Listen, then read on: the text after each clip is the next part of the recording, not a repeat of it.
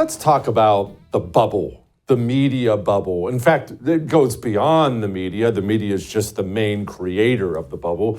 Let's discuss something we've talked about before on this show, the world of make-believe American Democrats live in. And maybe you're just sitting there thinking I'm once again calling all Democrats insane. And you would be correct, I am. But let's discuss what I mean by that. What does insanity mean? What am I talking about? I'm not talking about policy disagreements actually at all. Taxes or spending or abortion or border. I'm not discussing that at all. I'm talking about what the media does and what the American Democrat believes. You see, I could go down a long list of things that you already know, things we've talked about before on the show. How many Democrats believe that Donald Trump colluded with Russia to win the 2016 election? If you look at the polling numbers, most Democrats believe that.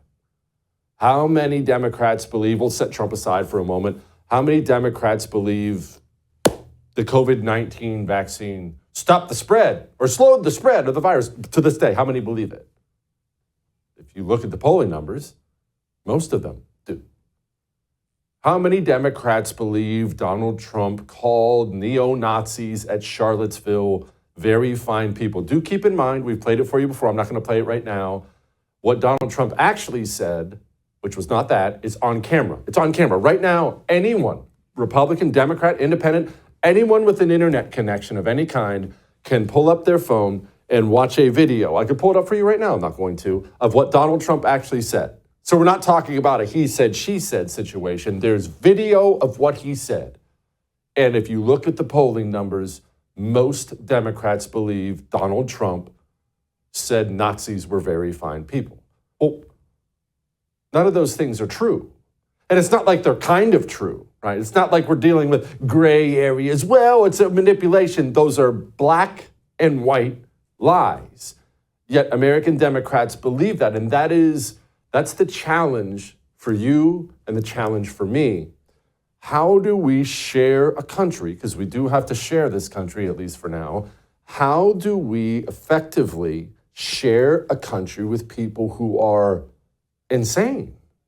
They are insane by any definition of the word. If I believed I can fly and I can't fly, and I went on top of a building and jumped off, you would say, Jesse's insane. He believes something that is just factually incorrect. He's insane. American Democrats are insane. And why are they insane? They're insane because the media has created that world for them. So if you don't ever break free of the traditional news sources, the New York Times, CNN, any of these things, if you never break out of that and seek alternative media information, you're insane because they're trying to make you insane. Here's actually a good example. Remember, Trump just gave this speech at Madison Square Garden, and there's this comedian who's hilarious. I love Tony.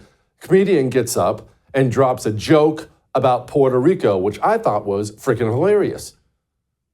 There's a lot going on. Like, I don't know if you guys know this, but there's literally a floating island of garbage in the middle of the ocean right now. Yeah. I think it's called Puerto Rico. Okay. All right. Okay. We're getting there. Okay, that's funny. Everyone knows the cultural race jokes, religious jokes like that. They're extra offensive. That's what makes them extra funny. That was hilarious. Puerto Rico is also, I should note, famous for its trash problem. This is nothing new. They have a garbage problem. They just don't know what to do with it. It piles up there. They have a garbage. Setting that aside, it was a joke. And you didn't care. You don't know a single person in your personal life who cared. Puerto Ricans don't care. I'm friends with a bunch of Puerto Ricans from the Marine Corps. We were all texting about it. We were all laughing. Everyone thought it was funny. It was funny. But the American media recognized an opportunity to create a world of make-believe, to continue, I shouldn't say create, to continue to build this world of make-believe. The headlines are the best. This one's from the New York Times. Anger at Trump is shaping the race. What anger? Puerto Rican anger. The Puerto Ricans are so up in arms, it's reshaping the race. No one cares about a stupid joke at the Madison Square Garden. The media is having you believe it's reshaping the race. This is from Politico. This might be my favorite one. Politico says the Puerto Rico joke, the fallout is, quote, spreading like wildfire. That's what the headline, spreading like wildfire. And if you read the article at all, it's like 2 paragraphs in, you'll find that quote is from a Democrat official, an official in the local Democrat Party. Politico ran down to the local Democrat Party. Hey, is there a Democrat in here? And they got a quote from him on what he wants everyone to believe. And so he gives the quote to Politico. Politico acts like they got the quote from polling or some accurate source, and boom, Puerto Rican fallout, reshaping the race. None of these things are true. None of this has to do with anything at all. But these are small things. Let's talk about larger things.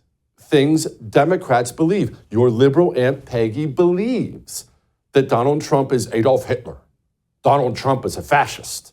So pull up a chair. Let's have a talk. And this may actually offend you. Donald Trump is kind of soft. He is. Donald Trump, and people think he's this tough guy because of all the bluster and he's always willing to verbally blast somebody. A fascist? A dictator? Donald Trump got pushed around for 4 years. He did. He got pushed around for 4 years. Remember when he had the wonderful child separation policy at the border? And it lasted about 15 minutes. What happened? The Democrats and the media ran an op. Remember AOC crying at the border? Kids in cages. What happened? Trump administration, hey, let's stop that. We don't need that. Remember after George Floyd died? And again, the communists ran an op trying to destroy cities, let criminals out of jail, and wipe out police departments. Very successful op.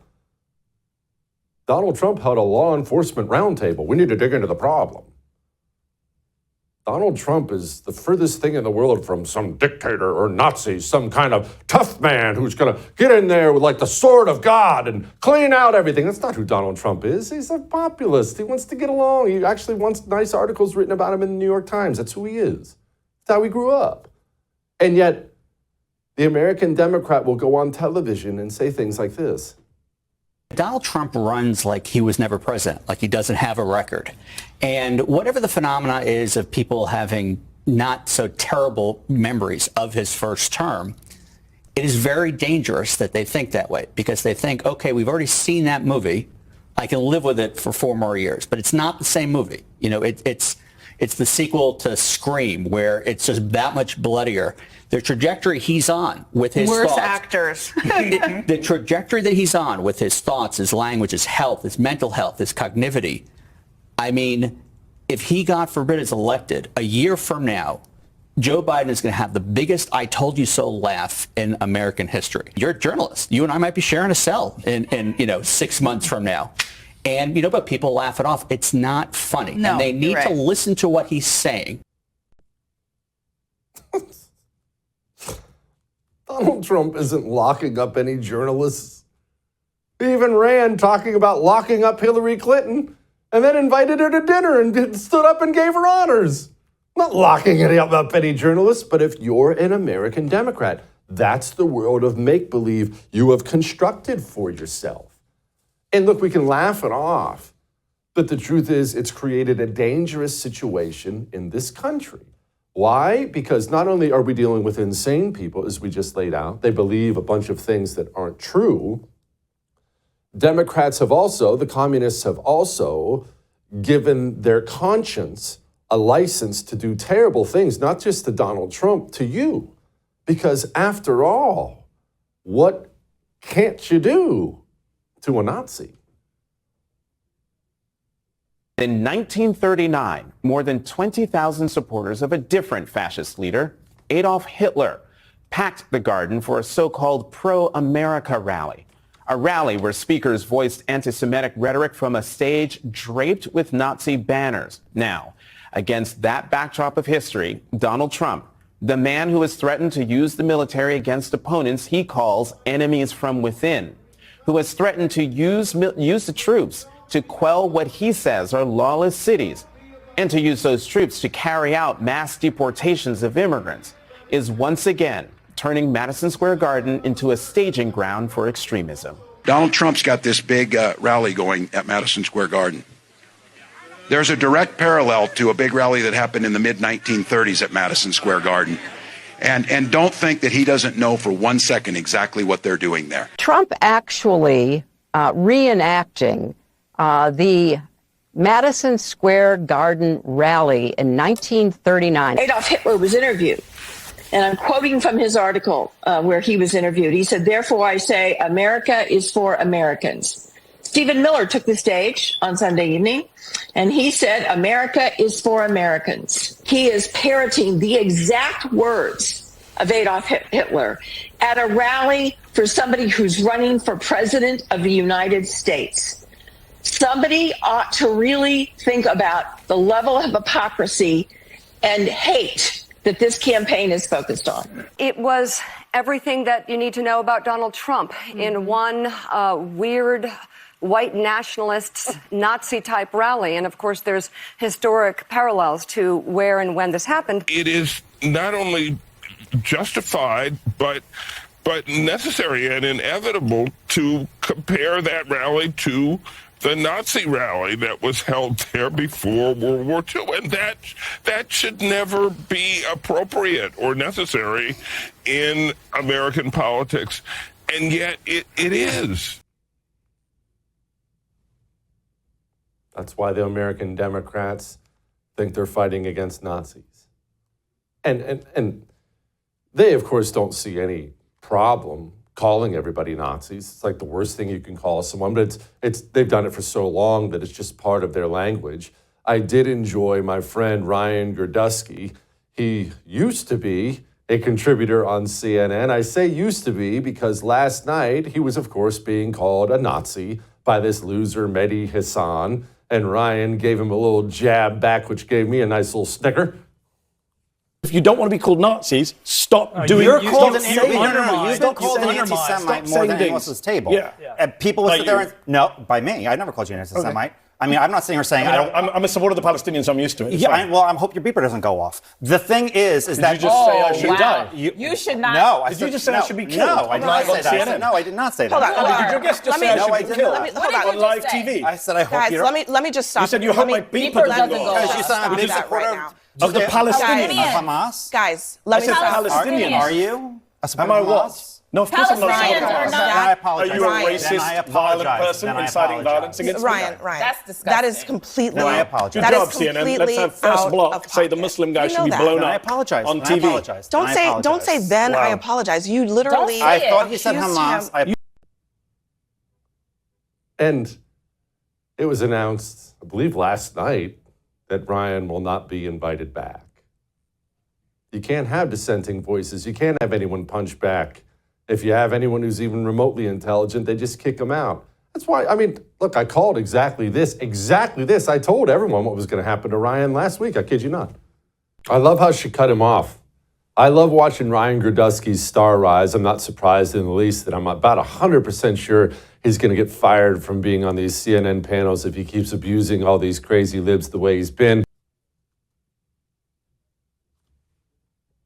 All that may have made you uncomfortable, but the oracle was right again.